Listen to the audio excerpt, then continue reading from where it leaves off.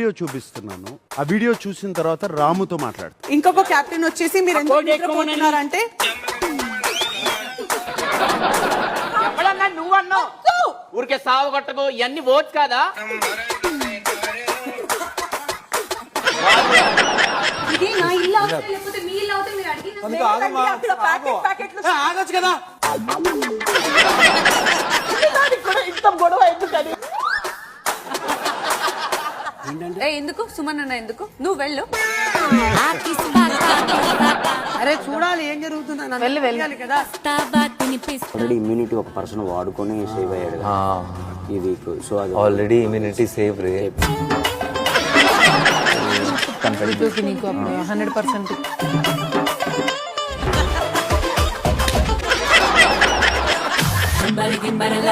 డంబరే రరే రారిలో